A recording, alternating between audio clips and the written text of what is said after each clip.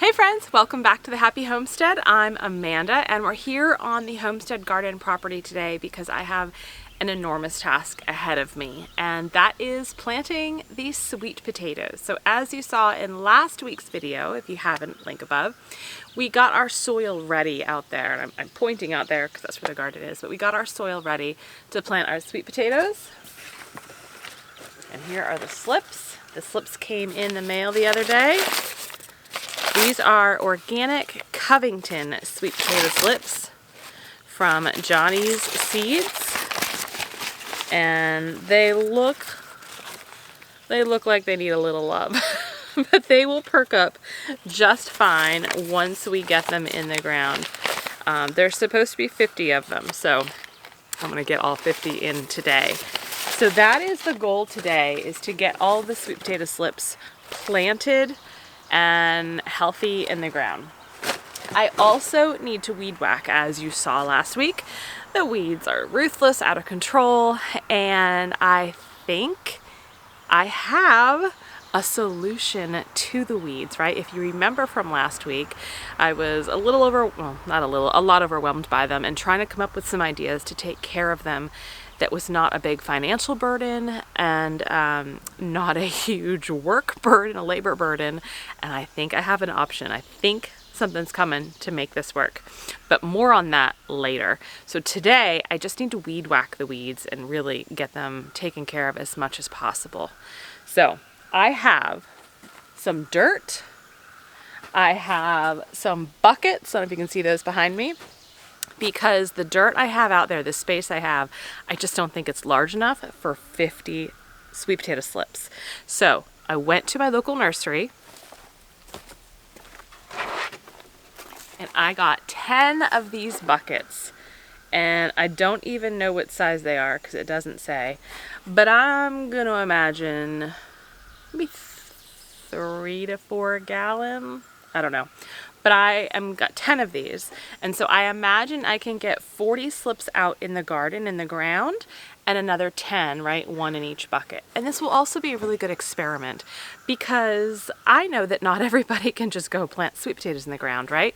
So this is a good way to see how this works comparatively with the harvest and the yield we get per bucket versus 1 slip in the ground. So I thought that'd be a really interesting thing to find out too.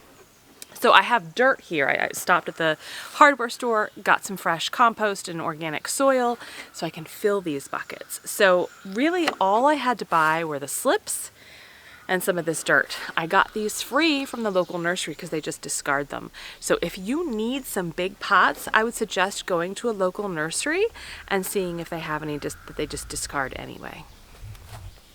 So first things first, I'm going to get the dirt, the slips, and the buckets out to the garden, and I'm just going to start.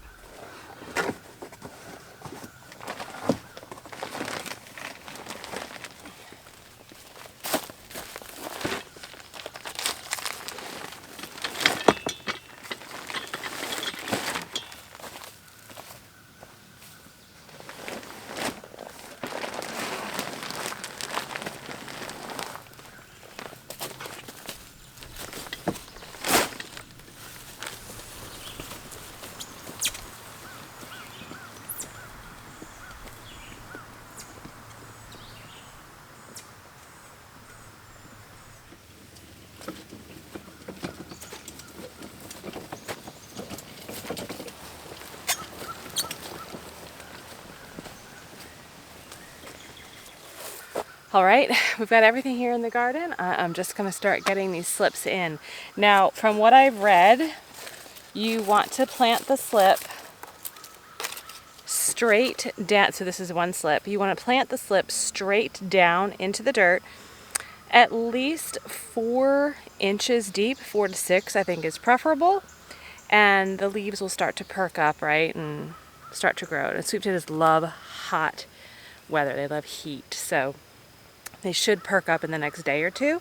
I'm going to get about 10 to 15 in, and then I'll water, and then do another 10 to 15 in. So you want them 4 to 6 inches deep, straight in.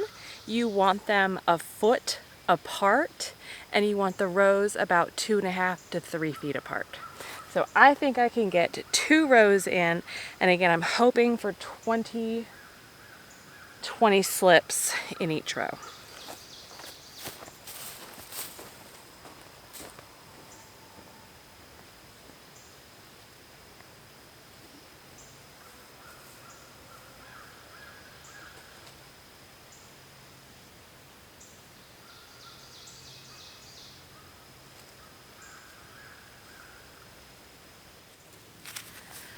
All right, first row is done. And guess what? It's not 20, it's 15.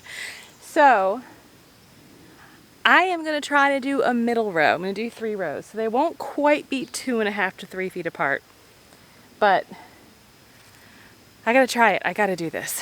So I'm gonna have a middle row and then the end row, and we'll do, I guess, about 40 total, right? Because I still want to use my pots for the other 10. But I'm gonna do it alternate, rather than doing them right next to each other. I'm gonna do kind of like a diamond pattern.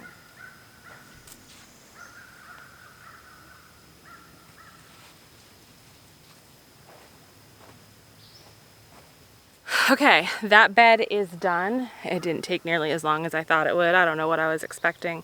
Sometimes a job just, you build it up so much in your mind, right? And it feels so much more overwhelming than it probably really is. So lesson number 1, just do it, right? Just plant it, just start it. Don't get caught up in your head about, can I do it? How much time is it gonna take? Is it too much work? Can I lift that? Can I do this, right? Just do it, just start. You'll figure it all out, I promise. So there are 48 slips in the ground here. I need to water them, but I set 10 aside for my bucket. So Johnny sent 58 slips. No doubt that was on purpose in case there's any that, you know, don't fully make it. So thank you, Johnny's. Johnny's Seeds, by the way, is who I'm referring to. I love that company up in Maine. And so I'm gonna water these, and then I'll get the buckets filled with this dirt and get the last 10 in and watered. And I'm just gonna put them here in this grassy area behind me. The other thing I wanted to mention is that they are not at the recommended spacing. They just aren't, because I just needed to get them in and I didn't want to waste them. So I may not get huge sweet potatoes, but I do think I'm going to get sweet potatoes. So lesson number 2, progress is better than perfection, right? Try not to get hung up on everything being perfect. Because let me tell you, if you are waiting for things to be perfect, or you are just not progressing to the next task because you're focused on perfection on the current task, you are going to get so behind and you're going to get caught up again in your own head. So just remember, progress is better than perfection. These will grow.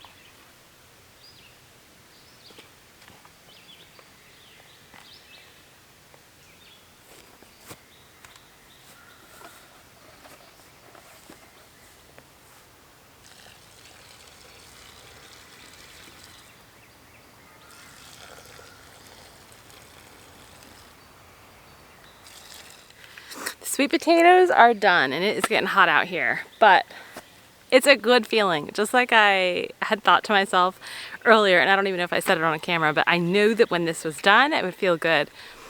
I'm only halfway done though. So the sweet potatoes are in, they're watered. I am really excited to see how they go. Before I go to the next steps of everything I need to do, I'm gonna keep these watered probably about every other day. Remember, I gotta haul water out here, but I'll probably come back in 2 days and just water them until we get some good steady rain and until I can see that, you know, new leaf growth is coming and it looks like it's pretty well established. I'm just gonna keep the watering up every 2 days until then.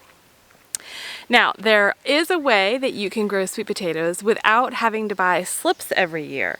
And I learned about this method a little bit too late this year, but you can actually take a sweet potato, put some toothpicks in it, and, you know, suspend half of it or most of it in water, maybe 2/3 of it in water, and eventually it'll start sprouting. And if you keep letting them sprout, right, until they get, gosh, as tall as they were, what, it was like 8 to 10 inches tall, then you can trim them off that sweet potato, and that is your slips. So you then plant those slips just like I did. So my hope is that we'll get a good harvest later this fall. It takes anywhere from about 100 to 110 days for sweet potatoes to develop. So we are in mid-June. So I will probably harvest these end of August, beginning of September. But then the goal is to have some last throughout the winter, and then come late January, early February, I'll take some of the sweet potatoes that we have in our root cellar and start slips on them to do this again next summer. And so then you don't have to keep buying slips as long as you have a sweet potato. Now, you can go to the store and buy an organic sweet potato and make your own slips that way too. It'll be much more cost effective. But again, I ordered these well past the date that I could have started slips. So that's why I started with this. All right, next on my agenda is I'm gonna finish watering. My squash are looking a little thirsty. I don't know if you can see some of the leaves here, but they're definitely droopy. They need some love, they need some hydration. Actually, I need some hydration too. It's getting really hot. Once that's done and everything, you know, I'm out of the water that I've brought, I am gonna then start to weed whack, and I'm gonna attempt to do it around the fence, right? Get that fence perimeter weed whacked, because anything touching an electric fence then diminishes the voltage or the shock value, and I don't want it to be diminished so much that animals just come in here and have a feast. So I'm gonna do the perimeter, and then I'm going to carefully go around the eggplant, peppers. I'm gonna try to do the tomatoes and tomatillos. They're a little bit harder, but I'm gonna try to do them as well and just get rid of some of these weeds.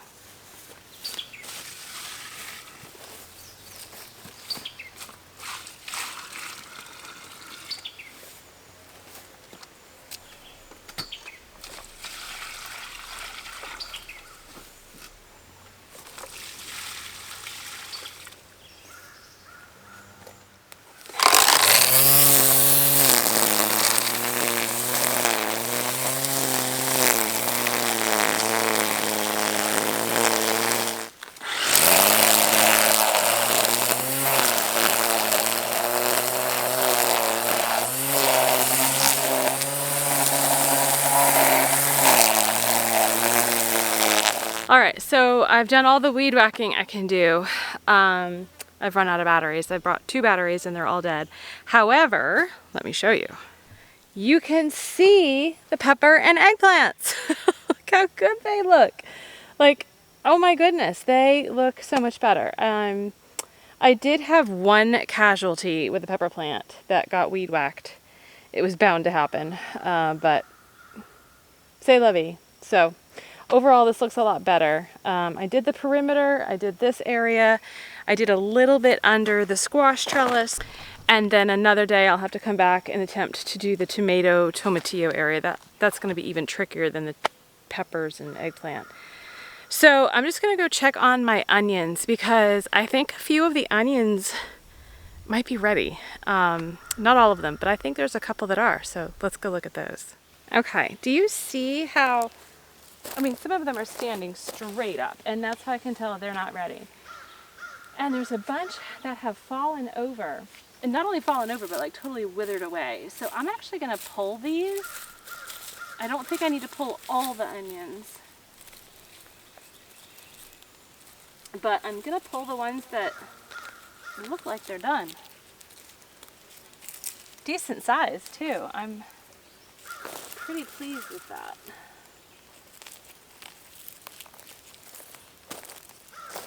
Like this one, I'm gonna leave for a little bit, but this one, all of these stems are all weed, all brown.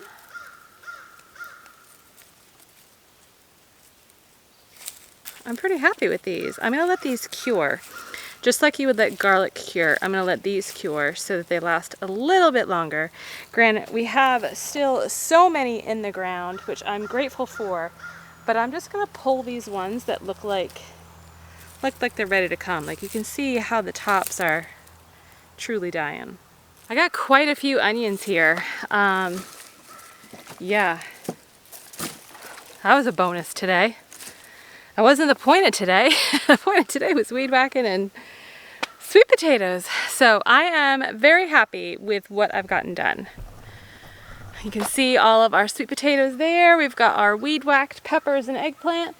I'll come back and do this area, and then I'll water every couple of days. And again, fingers crossed that my plan comes through for taking care of these weeds once and for all within the next week.